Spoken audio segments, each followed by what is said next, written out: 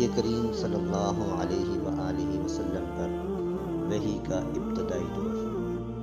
رسول اللہ صلی اللہ علیہ وسلم نزول قرآن کے وقت بہت سختی محسوس فرمایا کرتے تھے، اور اس کی علامتوں میں سے ایک یہ تھی کہ یاد کرنے کے لیے آپ صلی اللہ علیہ وآلہ وسلم اپنے ہونٹوں کو ہلاتے تھے۔ ابن عباس رضی اللہ تعالی عنہما نے کہا ہے کہ میں اپنے ہونٹ ہلاتا ہوں جس طرح آپ صلی اللہ علیہ وسلم ہلاتے تھے۔ سعید کہتے ہیں میں بھی اپنے ہونٹ ہلاتا ہوں جس طرح ابن عباس رضی اللہ تعالی عنہ کو میں نے ہلاتے ہوئے دیکھا، پھر انہوں نے اپنے ہونٹ ہلائے۔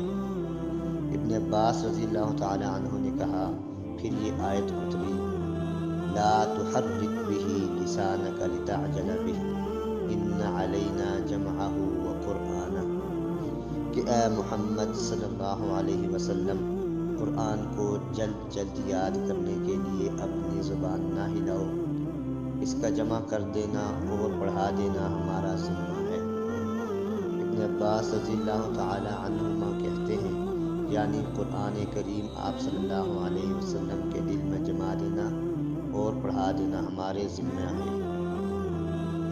پھر جب ہم پڑھ چکیں تو اس پڑھے ہوئے کی اتباع کرو۔ ابن عباس رضی اللہ تعالی عنہما فرماتے ہیں کہ آپ اس کو خاموشی کے ساتھ سنتے رہو، اس کے بعد مطلب سمجھا دینا ہمارے ذمہ ہے، پھر یقیناً یہ ہمارے ذمہ داری ہے کہ آپ اس کو پڑھو یعنی اس کو محفوظ کر سکو۔ چنانچہ اس کے بعد جب آپ کے پاس جبرائیل علیہ السلام وحی لے کر آتے تو آپ صلی اللہ علیہ وسلم سنتے، جب وہ چلے جاتے تو رسول کریم صلی اللہ علیہ وسلم اس وحی کو اسی طرح پڑھتے جس طرح جبرائیل علیہ السلام نے اسے پڑھا تھا۔